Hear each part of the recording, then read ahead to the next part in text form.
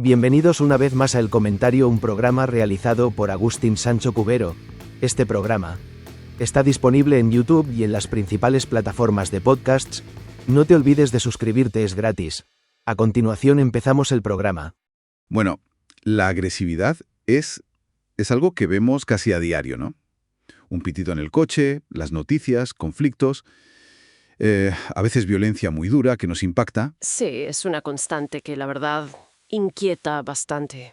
Y siempre la pregunta, ¿no? ¿De dónde sale esto? ¿Es algo innato? ¿Se aprende?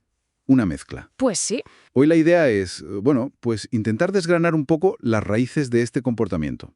Vamos a apoyarnos en varias fuentes, desde la neurobiología hasta lo social. Eso es. Tocaremos la química cerebral, la genética, cómo influye el entorno, las vivencias e incluso eso tan complejo de la deshumanización. Queremos entender un poco mejor qué mecanismos hay detrás. Vale, pues si te parece, para empezar podríamos aclarar un poco los términos, porque usamos agresión, violencia, a menudo como si fueran lo mismo, ¿no? Ujú. Y bueno, en este contexto nos referimos a conductas que buscan hacer daño.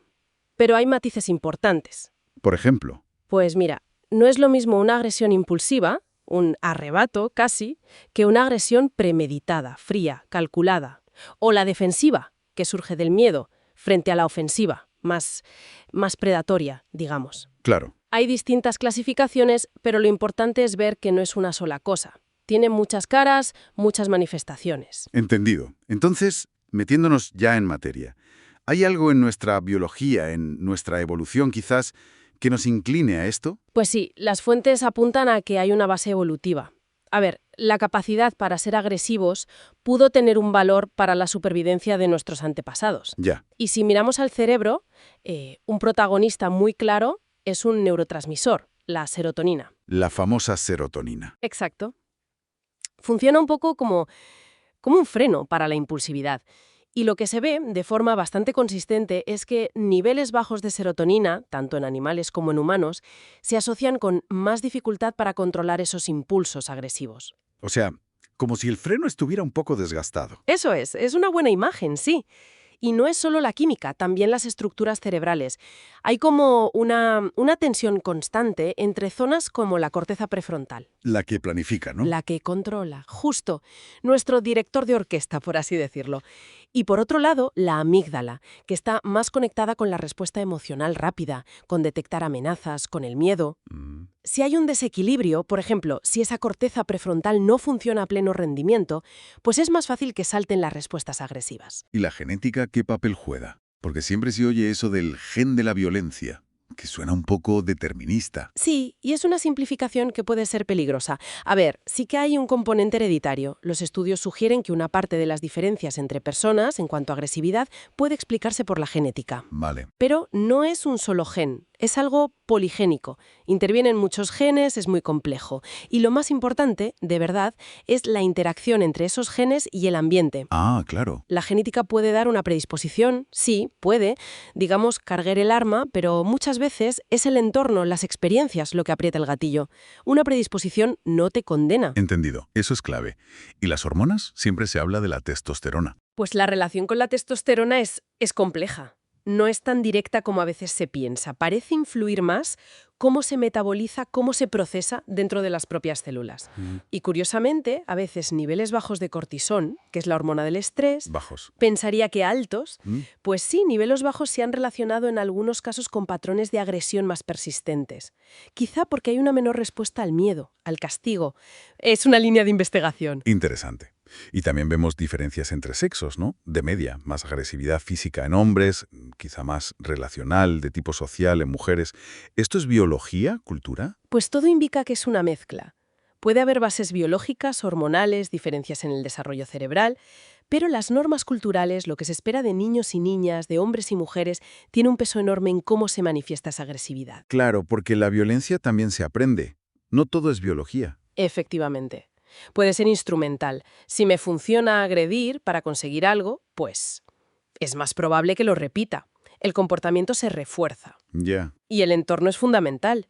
La exposición a modelos violentos, ya sea en casa, en el grupo de amigos o incluso a través de los medios, puede enseñar esas conductas y, además, desensibilizarnos poco a poco. También se menciona la frustración en las fuentes. Sí, la hipótesis clásica de frustración-agresión. Aunque la idea original, que era muy simple, siempre que hay frustración hay agresión, se ha matizado mucho. ¿En qué sentido? Ahora se le da más importancia a lo que llaman frustración relativa. No es solo no tener algo, sino sentir que mereces más de lo que tienes o compararte con otros y sentirte agraviado, o ver que tu situación empeora respecto al pasado.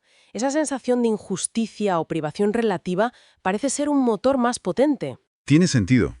Y, por supuesto, las experiencias tempranas. Los primeros años son críticos para el desarrollo cerebral, el estrés crónico, el maltrato infantil. Todo eso puede alterar el eje HPA, la respuesta al estrés, afectar a estructuras como el hipocampo, dejar secuelas duraderas en la regulación emocional y la impulsividad. Y llegamos a un punto que a mí me parece, fascinante, es terrible a la vez. La deshumanización. Sí, es un mecanismo psicológico muy potente. Y muy peligroso. ¿En qué consiste exactamente? Parásito. Uf. Al hacer eso, desconectas la empatía, desconectas la consideración moral, y entonces hacerle daño, incluso matarle, se vuelve mucho más fácil psicológicamente. Claro. Deja de ser uno de los nuestros. Exacto. La historia está, por desgracia, llena de ejemplos. La propaganda nazi presentando a los judíos como ratas o bacterias, o cómo en los linchamientos en Estados Unidos se reducía a las víctimas negras a estereotipos animalescos para justificar la brutalidad. Es quitarle la humanidad al otro para poder atacarle sin reparos morales. Es escalofriante.